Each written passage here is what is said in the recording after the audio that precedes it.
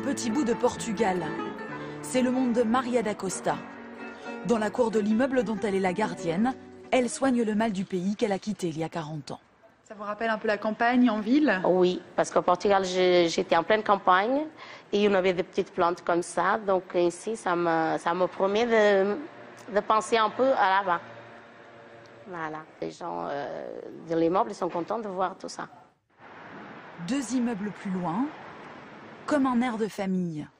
La gardienne ici, c'est la fille de Maria, Cristina Pinheiro. Les mêmes gestes et le même investissement. Des fois, elle me dit que j'en fais trop, mais elle, à côté, elle en fait encore plus que moi. Donc, vous voyez, elle me donne des conseils qu'elle-même ne suit pas. Contrairement à sa mère, Cristina n'est pas venue à ce métier par obligation. Aide-soignante pendant 10 ans, lorsque l'opportunité d'une loge s'est présentée, elle n'a pas hésité. J'ai fait des études, pas très longues, mais voilà, qui me permettaient de faire autre chose que la plupart des Portugaises, comme on dit, gardiennes d'immeubles. Donc aujourd'hui, si je fais ça, c'est vraiment un choix.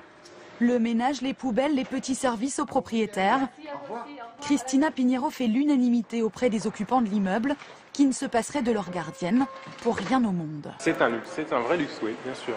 On peut confier des clés, on nous montre le courrier de temps en temps, il y a des paquets, on nous appelle, c'est très pratique.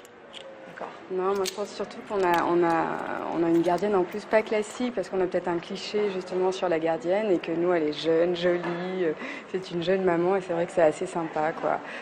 Plusieurs fois par jour, Cristina rend visite à sa mère et à son père dans la loge de 23 mètres carrés qu'ils occupent depuis 18 ans grâce à la solidarité de la communauté portugaise. Alors ça va? Oui, moi je vais voir. Moi j'ai du travail et si j'ai pas besoin, s'il y a quelqu'un qui me dit est-ce que tu peux me trouver 2 ou 3 heures de travail, moi si j'y trouve, je le donne à la personne. C'est comme ça. On se passe un aux autres. La loge ici c'est pareil. C'est un cousin de mon mari, il est parti définitivement au Portugal. Il m'a passé la loge. Bientôt, ce sera à son tour de céder sa loge pour un retour au Portugal. Et vous y retournez parfois? Quand je serai à la retraite. Quand je serai à la retraite, oui. Vous êtes émue?